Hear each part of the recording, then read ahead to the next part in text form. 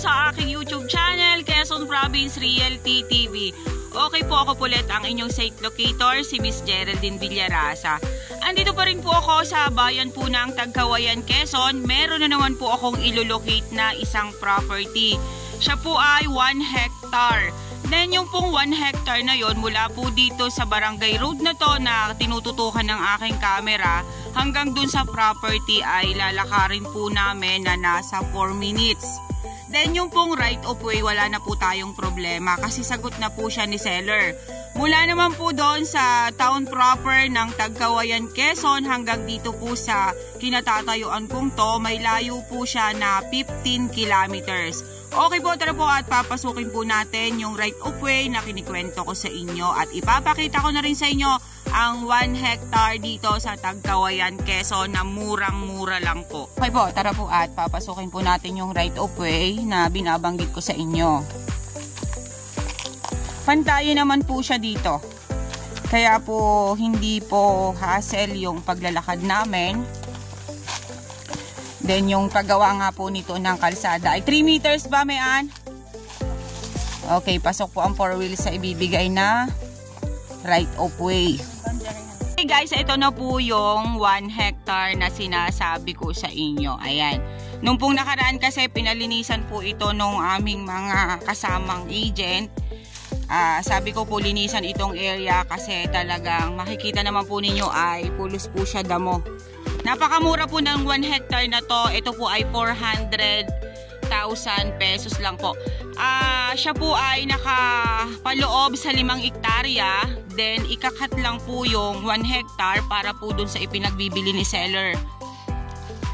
Ayan, medyo po kakaunti na lang po talaga yung tanim niya. Ito pong area ay overlooking. Yan. Ganyan na lang po ang mga puno-puno dito. Hindi ko po alam kung anong mga puno ito. Pero yan po ay binuburo. Yung bunga niya ay maasim. Ayan, baka ilang puno po dito sa side na to. Talaga pong hindi na asikaso ng may-ari yung property. Kaya sabi ko po dun sa kasama kong ahente ay palinisan to para kahit papaano po pag ako nag-vlog makita po yung kalidad ng lupa. Ayan, ang usapan din po pati nito pagka po ginusto nyo tong property na to or sure kayong kukunin ang property na to, palilinisan po ni seller yung 1 hectare na yun na bibilihin ninyo.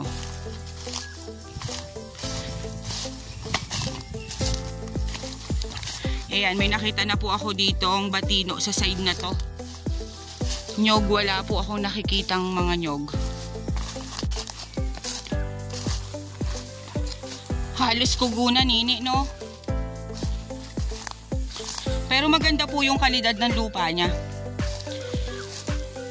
Yan. Ito pong side naman na ito ay medyo po pa slant dito. Yang side na yan, medyo nag-slow po dyan sa side na yan. Ayan, may batino dito. Ito po ay matured Cloa title. Karamihan naman po talaga dito sa Tagkawayan, Quezon ay mga Cloa ang title nila.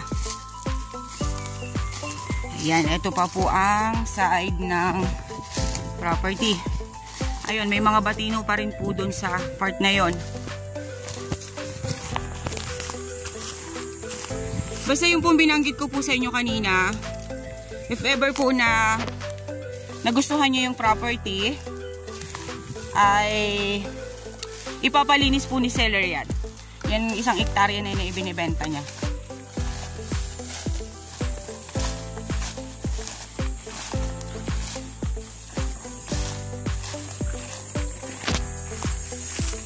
Napakaganda pong pataniman nito ng kakao. Kasi yung pong lupa niya ay medyo palalibis ng konti. Yung tubig po, madalas ko po bagang binabanggit sa inyo na mas maganda po ang property na medyo patalibis. Kasi pag umuulan, yung pong tubig ay sa baba ang punta. Nini, ano yan? May sapa dyan?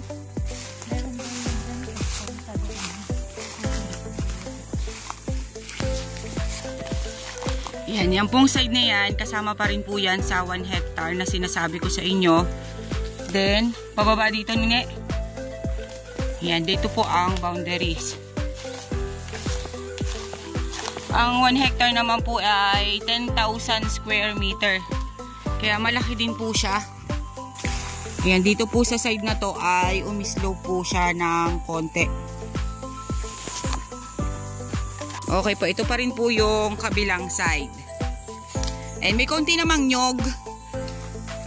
Bagong tanim pa lang naman po siya. Then ano itong mga kahoy na to, Dine? Batino to, no? Ito pong isang ito ay batino. Wala po akong ibang nakikitang puno dito na matigas kundi batino lang. Ang nyog po ay bagong tanim, dadalawang peraso. Yun lang po yung nakita ko. Then halos lahat po ay kahoy gubat na. Ayan, medyo po siya nag-slope dito sa side na to.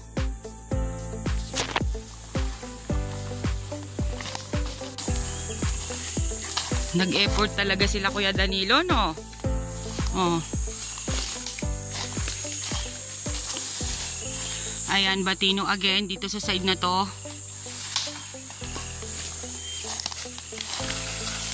Yan po, dito po sa side naman na to, medyo pa rin po siya nag-slant. Papunta po yan doon sa pinanggalingan namin kanina. Umikot lang po kami papunta dito sa likod. Ito po kasi yung boundaries dito sa... Pero kasama pa rin siya sa title. Okay. Ito pong side na to, yan po yung kasama pa rin po dito sa 5 hectare. Kumbaga po ito pong nilinisan namin na to. Ito po yung boundaries ng ibinibenta. Then hanggang dito pa po yan. Ayan, may batino pa rin po dito sa side na to. 2 puno.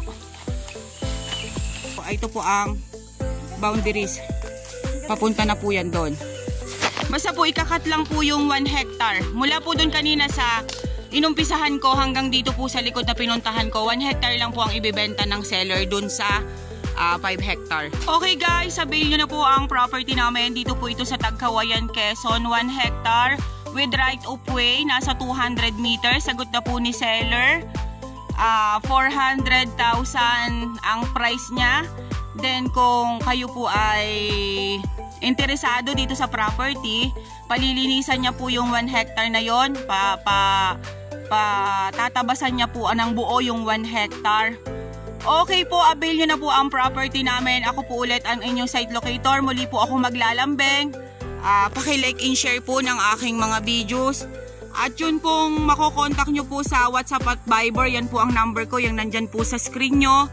Paki-contact nyo na lang po ako. Ako po mismo ang makakausap nyo sa WhatsApp and Viber. Okay po, once again po ako po ulit ang inyong site locator, si Miss Geraldine Villarasa. Thank you po for watching! Sa tubig naman po dito sa area, wala pong problema kasi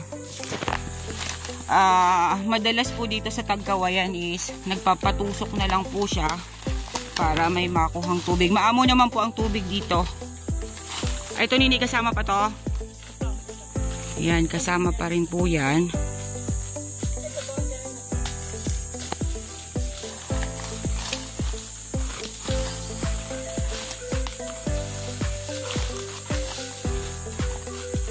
Then, alin ang boundaries? Yan, kasama pa rin po yung malinis na yan. Pasok tong santol dito. Ayan ang santol. Ito. Ayan o. Oo. Ayan po, boundary po yung santol dito sa property. Then, pumunta po siya doon.